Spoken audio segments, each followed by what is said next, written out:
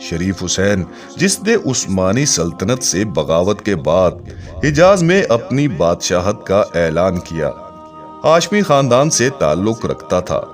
اس کا سلسلہ نسب 37ویں پشت میں حضرت فاطمہ اور حضرت علی رضی اللہ تعالی عنہ کے توسط سے حضرت صلی اللہ علیہ وآلہ وسلم سے مل جاتا ہے۔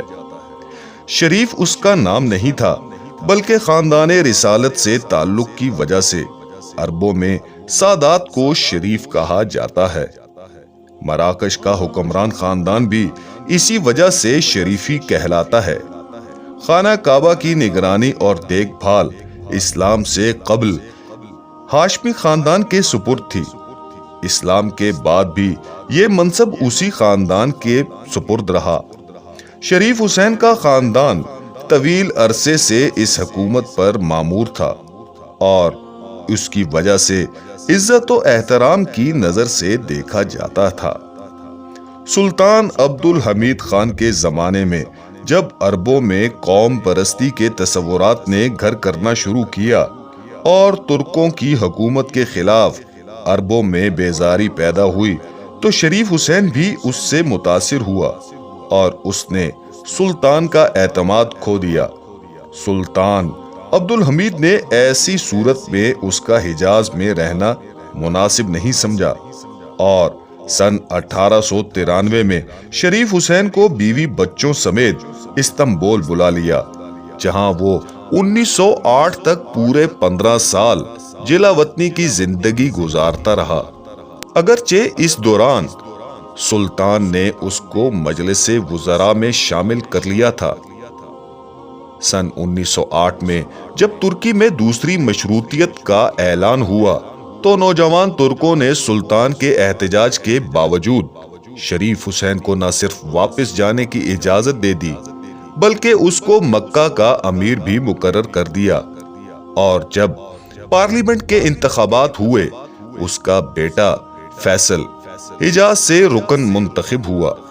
مکہ کا امیر ہو جانے کے بعد شریف حسین کو اپنے مقصد کے حصول میں آسانیاں ہو گئیں اور اس نے انگریزوں سے تعلق پیدا کیا اور عرب علاقوں کو آزاد کرنے کے لیے منصوبہ تیار کیا۔ جنگ عظیم چھڑنے کے بعد جب خلیفہ نے اعلان جہاد کیا تو شام کے فوجی گورنر جمال پاشا کی طرف سے شریف حسین سے اعلان جہاد کی توثیق کرنے اور علم نبوی کو دمشق بھیجنے کے لیے کہا گیا تاکہ اس علم کے سائے میں مصر میں انگریزی فوجوں پر حملہ کیا جائے۔ شریف حسین نے علم نبوی تو بھیج دیا، جو 15 دسمبر سن 1914 کو دمشق پہنچ گیا، لیکن مختلف ہیلے بہانوں سے اعلان جہاد کی توثیق نہیں کی، اور 2 سال بعد عربوں کی بغاوت شروع ہونے پر 29 اکتوبر سن 1916 کو اپنی بادشاہت کا اعلان کر دیا۔ برطانیہ، فرانس اور روس نے فوراً اس کی بادشاہت کو تسلیم کر لیا، لیکن اس کو صرف حجاز کا بادشاہ تسلیم کیا، جبکہ شریف حسین نے پورے عرب کا بادشاہ ہونے کا اعلان کیا تھا۔ انگریزوں کے مقابلے میں یہ شریف حسین کی پہلی ناکامی تھی اور اس کے بعد اس کو مسلسل ناکامیوں کا سامنا کرنا پڑا۔ شریف حسین کی حکومت صحیح معنوں میں سن 1918 سے شروع ہوتی ہے، جب مدینہ کے ترک دستہ نے ہتھیار ڈال دیے اور پورے حجاز پر عربوں کا قبضہ ہو گیا۔ شریف حسین کو انگریزوں پر بہت اعتماد تھا اور اس اعتماد میں ان عرب دشمن خفیہ معاہدوں کے بعد کمی نہیں آئی جو برطانیہ اور فرانس نے ترکی کے عرب مقبوضات کو اپنے درمیان تقسیم کرنے کے لیے کیے تھے۔ شریف حسین انگریزوں کو آزادی کا پیغمبر سمجھتا تھا۔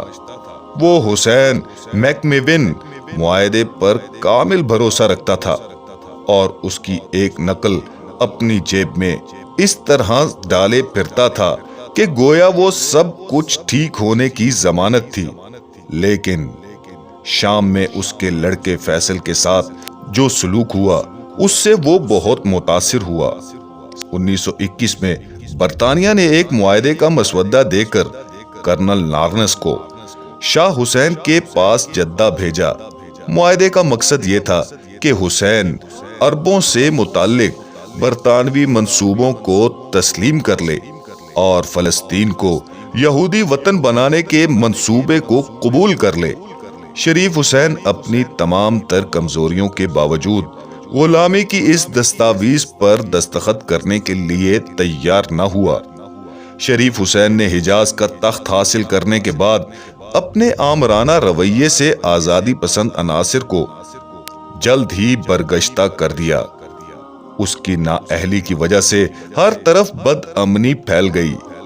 بڑا بننے کا خبت اس کو پہلے ہی تھا، جس کی وجہ سے اس نے آزادی حاصل کرنے کے بعد عربوں کا بادشاہ بننے کا اعلان کیا تھا۔ اس کے بعد جب ترکی نے 3 مارچ سن 1924 کو خلافت ختم کرنے کا اعلان کیا تو شریف حسین نے 12 مارچ کو خلیفہ بننے کا اعلان کر دیا، لیکن اس کی خلافت کو اردن اور عراق کے علاوہ کسی نے تسلیم نہیں کیا۔ شریف حسین کے اس طرز عمل نے عرب کے دوسرے حکمرانوں اور امراء کو اس کے خلاف کر دیا۔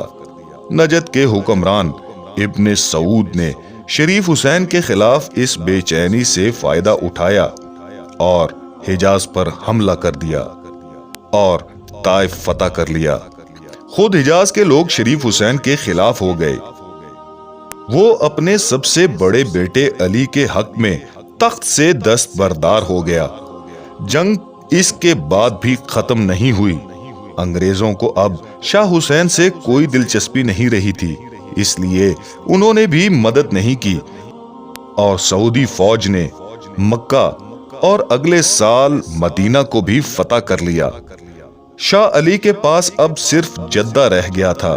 مزید مقابلے کو بے سود سمجھ کر شاہ علی بھی تخت سے دستبردار ہو گیا اور 4 دن بعد سعودی فوجوں نے جدہ بھی فتح کر لیا۔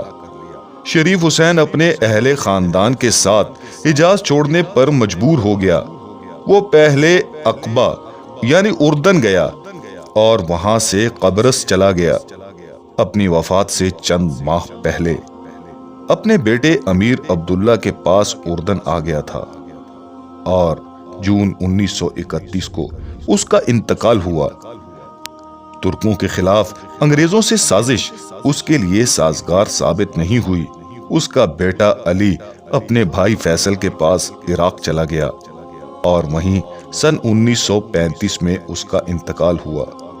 اس طرح حجاز سے ہاشمی خاندان کی حکومت ختم ہو گئی اور سعودی حکومت کا دور شروع ہوا جو اب تک جاری ہے۔